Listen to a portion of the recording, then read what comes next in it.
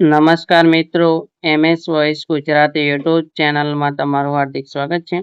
જે પણ વિદ્યાર્થી મિત્રોએ સમરસ છાત્રાલય ખાતે પ્રવેશ માટે એડમિશન ફોર્મ ભર્યું હતું તેવા વિદ્યાર્થીઓ માટે સારા સમાચાર છે.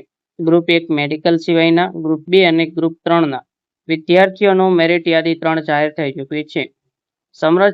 સમરસ છાત્રાલયમાં પ્રવેશ મેળવવા માંગતા વિદ્યાર્થીઓ પાસેથી સમરસની ઓફિશિયલ વેબસાઇટ પર ઓનલાઈન અરજીઓ મંગાવવામાં આવેલ હતી.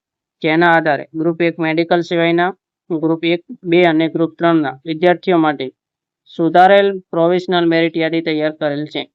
આ યાદી રાઉન્ડ 3માં સ્થાન પામેલ વિદ્યાર્થીઓએ 4 ઓગસ્ટ 2026 થી 13 ઓગસ્ટ 2026ના સવારે 11 કલાકથી લઈને સાંજે 5 કલાક સુધીમાં સંબંધિત સમરસ છાત્રાલય ખાતે પ્રમાણપત્રોની ખરાઈ કરાઈને પ્રવેશ કન્ફર્મ કરાવવાનો રહેશે. અને નિયત સમયમાં હાજર ન થનાર વિદ્યાર્થીઓનો પ્રવેશ રદ કરવામાં આવશે તેનું પણ તમારે ધ્યાન રાખવાનું રહેશે. જે વિદ્યાર્થીઓની સંબંધિત સમરસ છાત્રાલય ખાતે પ્રમાણપત્રોની ખરાઈ પૂર્ણ થયેલ હોય અને સમરસ છાત્રાલય ખાતેથી પ્રવેશ કન્ફર્મ કરવામાં આવેલ હોય તે વિદ્યાર્થીઓને સંબંધિત સમરસ છાત્રાલય ખાતેથી નિયમો અનુસાર પ્રવેશ આપવાની કાર્યવાહી શરૂ કરવામાં આવશે. આ યાદી ફક્ત કામ ચલાઉ છે, જેના આધારે કોઈ પણ અરજદાર પ્રવેશ અંગેનો હક્કે દાવો કરી શકશે નહીં.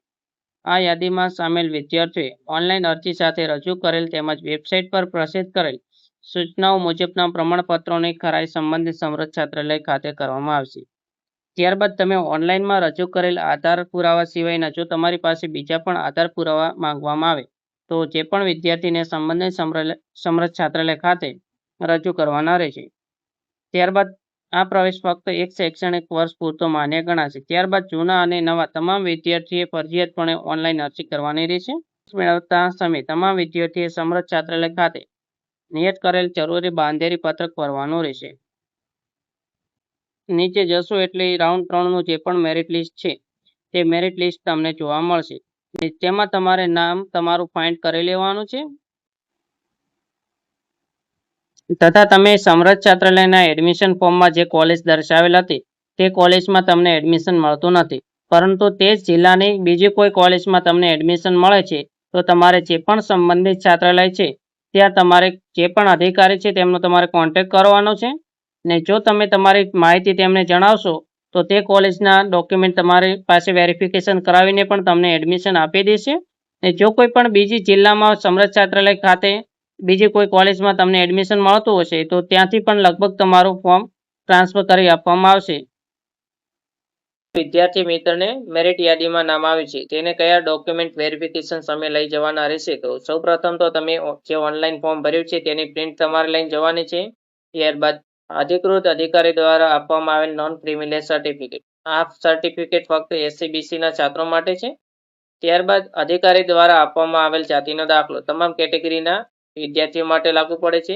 તેના સિવાય અધિકૃત અધિકારી દ્વારા આપવામાં આવેલ આવકનો દાખલો અથવા તો જો વાલી નોકરી ધંધા કરતા હોય તો તેમના માટે ફોર્મ નંબર 16 અથવા તો ઇન્કમ ટેક્સ રિટર્ન અથવા તો સરકારશ્રી દ્વારા આવક માટે માન્ય કરેલ અન્ય પુરાવા તમારે રજૂ કરવાના છે. ફક્ત કુમાર છાત્રાલય માટે લાગુ પડશે. ત્યારબાદ તમે જે કોલેજમાં પ્રવેશ મેળવેલો હોય તેમાં તમારે ફી ભર્યા અંગેની રિસિપ્ટ અથવા તો કોલેજમાં પ્રવેશ કન્ફર્મ કર્યા અંગેનો તમારે આધાર પુરાવા આપવાના રહેશે. ધોરણ 12 સ્નાતક જે ટકાવારીના આધારે તમે છાત્રાલયમાં પ્રવેશ મેળવેલો હોય તેની માર્કશીટની જરૂર પડશે. ત્યારબાદ શાળા છોડ્યા અંગેનું પ્રમાણપત્ર, દિવ્યાંગ હોવાનું પ્રમાણપત્ર ફક્ત દિવ્યાંગ છાત્રો માટે છે. ત્યારબાદ વાલી મૃત્યુ અંગેનું પ્રમાણપત્ર અનાથ બાળકો માટે છે. પિતા મૃત્યુ અંગેનું પ્રમાણપત્ર વિધવાના સંતાન માટે છે. ત્યારબાદ વિદ્યાર્થીને કોઈ ગંભીર બીમારી હોય તે અંગેનું પ્રમાણપત્ર ફક્ત જેમને લાગુ પડે છે તેમના માટે છે. એના પછી EWS પ્રમાણપત્ર આર્થિક રીતે પછાત વર્ગના વિદ્યાર્થીઓ માટે છે. ત્યારબાદ વિદ્યાર્થી ગુજરાતના રહેવાસી છે તે અંગેના જરૂરી આધાર પુરાવા રજૂ કરવાના રહેશે. વિદ્યાર્થીના આધાર કાર્ડની જરૂર પડશે. ત્યારબાદ વાલીના 2 ફોટા ફક્ત કન્યા છાત્રાલય માટે મુલાકાત માટે વાલીના 2 ફોટાની જરૂર પડશે. વિદ્યાર્થીના 2 ફોટા તમામ છાત્રાલય માટે છે.